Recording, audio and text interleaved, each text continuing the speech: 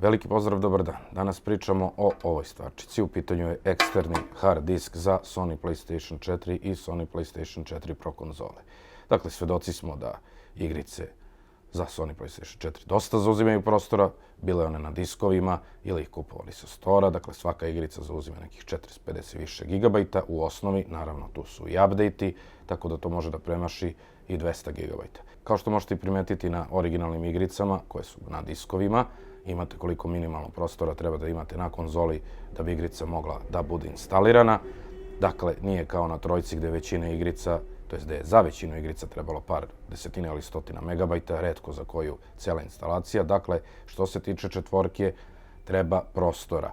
Jedno od rešenja, svakako i možda i najbolje rešenje, jeste ovaj hard disk. Dakle, sada ćemo pogledati kako, kada povežete hard disk ovaj sa PlayStation 4 konzolom, kako da namestite da igrice snima i aplikacija koju skidate skida na njega, ili da vratite i da snima na sam Sony gde je snimao i ranije. Također možete i kopirati sa njega na Sony i obrnuto. Dakle, sve to na vrlo lak način, ali eto, pogledajte u videu. I eto nas u meniju PlayStationa, idemo sada, dakle sada evo recimo ovu igricu da prebacimo na eksterni hard.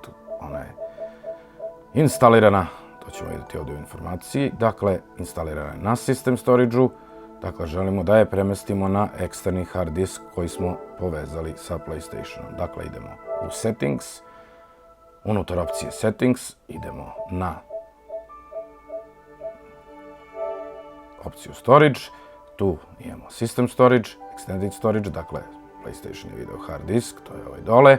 Trenutno se aplikacije i igrice instaliraju na sistem, to možemo promeniti tako što ćemo otići ovdje i staviti Application Install Location da bude Extended Storage i sada će svaka igrica, dakle bilo koji disk da ubacite, automatski instalirati na eksterni hard disk.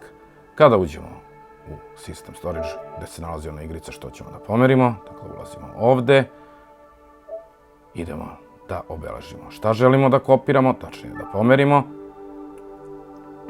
I ovdje imamo opciju Move to Extended Storage. Ovdje možemo selektovati jednu ili više stvari. Mi ćemo konkretno selektovati ovu igricu, dakle jednu, evo vidite možete selektovati više, dakle ovu jednu i stavljamo opciju Move. Pita nas da li smo sigurni i eto, to je otprilike šta je trebalo da se uradi da bi pomerili dakle, sa sistemskog diska na eksterni disk. Naravno, ovo isto možete raditi i obrnuto.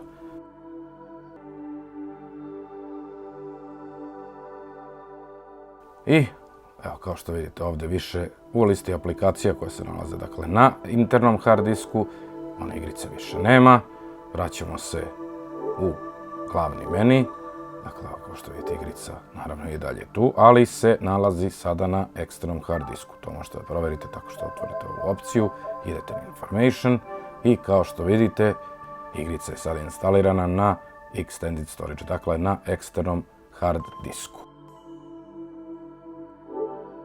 Eto, vidjeli ste kako se ovo sve radi, dakle nije nikakav problem, sve se lako povezuje. Sony PlayStation odmah prepoznaje hard, spreman je za upotrebu, dakle vidjeli ste kopiranje, sve je bukvalno u par klikova, nikakav problem. Dakle, moja topla preporuka u slučaju da igrate više igrica istovremeno je ovaj ovdje uređaj. Možete naravno i da uzmete veći hard disk da ugradite u PlayStation 4, ali čini mi se da je ovo možda jedna od boljih opcija. Svakako hvala što ste gledali ovaj video, u slučaju da niste obavezno zapratite kanal, a mi se vidimo u nekom narednom videu, a do tada pogledajte naravno na kanalu, ima još dosta zanimljivih savjeta za kupovinu konzola, kako da popravite DualShock 4 kontroler, da prepoznate kopiju i tako dalje i tako dalje. Naravno, postoje još neki videi koji nisu vezani za tematiku Sony, a svakako možda vam i oni mogu biti zanimljivi, a mi se vidimo u narednom videu. Pozdrav!